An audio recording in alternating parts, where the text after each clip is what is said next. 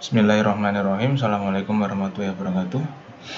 Untuk sesi ini saya melanjutkan sesi sebelumnya ya, yang sesi kelas. Itu kan kita sudah membahas tentang struktur angka 2 dimensi dan pembahasan kita sampai terakhir di matriks transformasi. Jadi sebelumnya kita sudah membahas matriks kakuan lokal yang seperti ini, AE per L dikali 1, 0 min 1 dan seterusnya.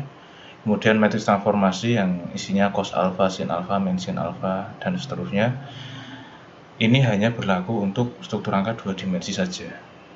Nah, untuk selanjutnya, supaya lebih jelas, apa sih sebenarnya metode matriks itu? Analisis struktur metode matriks, apa sih? Ke arah mana tujuannya gitu? Apa bedanya sama analisis struktur statis tertentu dan lain-lain? Untuk itu, supaya lebih jelas, kita coba di contoh soal. Saya punya struktur seperti ini, katakanlah ini kuda-kuda. Ada 3 batang 1, 2, dan 3. Kemudian masing-masing batang panjangnya 200 cm dengan sudut 60 derajat masing-masing ya. Di sini ada nodal 1, 2, dan 3. Nodal 1 itu tumpuan sendi, nodal 3 tumpuan roll. Kemudian di nodal 2 ada beban eksternal sebesar 5 ton ke arah sumbu X. Nah, masing-masing elemen, masing-masing batang mempunyai properties luas penampang 100 cm persegi dan modulus elastisitasnya 100.000 ton per cm persegi. Ini berlaku untuk semua batang. Kemudian di sini ada arah sumbu globalnya seperti ini. Jadi struktur ini arahnya X dan Y. Ke arah sana sumbu X, arah atas sumbu Y.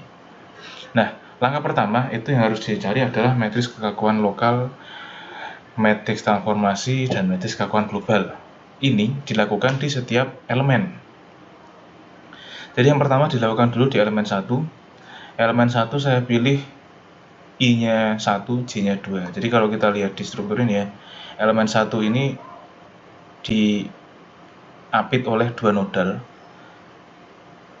Nodal 1 dan nodal 2. Nah, kita terserah mau pilih I-nya yang mana, J-nya yang mana, mau pilih startnya yang mana, N-nya yang mana, terserah. Tapi di sini saya pilih I-nya 1, J-nya 2. Jadi elemen 1 saya pilih I-nya 1, J-nya 2. Nah, jadi kalau seperti ini strukturnya, nanti konsekuensinya kalau saya pilih I-nya 1, J-nya 2, artinya mulainya dari sini, berakhir di sini. Nah, berarti sumbu lokalnya yang pernah kita bicarakan yaitu kaidah tangan kanan. Kaidah tangan kanan itu sininya X, sini Y, dan jari tengahnya itu Z. Maka itu tinggal ditempelkan ke struktur. Ininya aja ditempelkan. Ini yang ditempelkan ke arah N, dari start ke N. Jadi nanti yang Y-nya mengikuti yang X. Nah, kalau ditempelkan, sumbu lokalnya akan terbentuk seperti ini di elemen 1. Kemudian, jadi ini ya, artinya I-nya 1, J-nya 2 itu akan jadi seperti ini, sumbu lokalnya.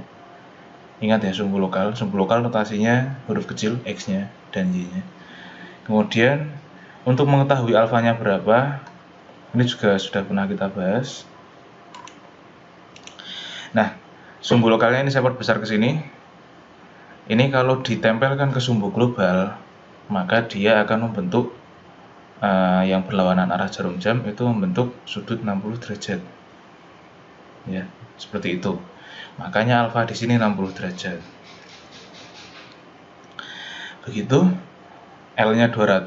Nah, kemudian AE per L-nya karena E-nya sama, A dan E-nya sama, dan L-nya kebetulan sama, jadi saya keluarkan AE per L. AE per L-nya saya keluarkan supaya lebih memudahkan penghitungan. Jadi yang di dalam matriks itu hanya satuan ini, angka-angka satuan. Nah, matriks kekakuan lokal sudah dibahas sebelumnya ya, ini tinggal memakai saja. Terus AE per L-nya dihitung tersendiri supaya lebih memudahkan karena sama semua. Jadi angka 50.000 ini nanti dimasukkan ke sini kalau di saatnya penghitungan untuk melibatkan AE per L. Kemudian dilanjutkan matriks transformasi. Jadi ini matriks kekakuan lokal, dilanjutkan matriks transformasi. Matriks transformasi seperti dibahas sebelumnya, isinya cos alfa, sin alfa, min sin alfa, cos alfa, dan seterusnya. Ini alfa yang tadi akibat perpindahan sumbu lokal itu membentuk alfa, alfanya tinggal dimasukkan ke sini. Hasilnya seperti ini, cos alfa setengah, cos alfa setengah, sin alfa 0,87 dan seterusnya. Nah, setelah itu alfanya tinggal dimasukkan ke sini. Kemudian setelah itu dilanjutkan ke menghitung kekakuan global, matriks kekakuan global. Jadi kekakuan lokal sudah beres, kekakuan transformasi sudah beres. Selanjutnya dilanjutkan ke kekakuan global. Kekakuan global ini bisa dihitung dengan cara matriks transformasinya ditranspos, kemudian dikalikan dengan matriks kekakuan lokal, kemudian dikalikan dengan matriks transformasi yang tidak ditranspos. Nah, dari sini nanti akan terbentuk matriks baru. AE per L-nya tetap saya keluarkan karena ini besaran angka, jadi boleh dikeluarkan. Seperti ini hasilnya untuk matriks kekakuan global elemen 1. Nah, elemen 2 dan 3 lakukan hal yang sama dengan step yang sama. Untuk elemen 2 saya pilih I-nya 3, J-nya 2. Nah, kalau I-nya 3, J-nya 2 berarti kalau dilihat di sini ya. Kalau dilihat di sini, I-nya 3, J-nya 2, maka startnya di sini, N-nya di sini. Maka sumbu lokalnya akan ke sana, X-nya. Y-nya ke sini. Nah, oleh karena itu, karena X-nya ke sana, maka hitungan alfanya terhadap sumbu global itu menjadi 120 derajat karena hitungannya berlawanan arah jarum jam, harus seperti itu. Nah, kita lanjutkan lagi. Jadi untuk elemen 2 alfanya 120 apabila I-nya 3, J-nya 2. Dengan prosedur yang sama dilakukan penghitungan, hasilnya seperti ini. Kemudian untuk elemen 3 sama juga. Elemen 3 saya pilih I-nya 1, J-nya 3. Maka dia tetap horizontal ya.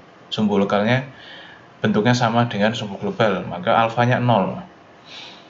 Kemudian dilanjutkan, kalau alfanya 0 maka matriks transformasi itu adalah matriks identitas karena tidak mengubah arah kerja gaya. Nah, dari situ kalau ini matriks transformasinya identitas, maka matriks kekakuan globalnya itu sama dengan matriks kekakuan lokal. Seperti ini, hasilnya akan sama. Nah, di sini kita sudah punya 3 matriks kekakuan global. Ini elemen 1, kekakuan global elemen 1, ini kekakuan global elemen 2, ini kekakuan global elemen 3.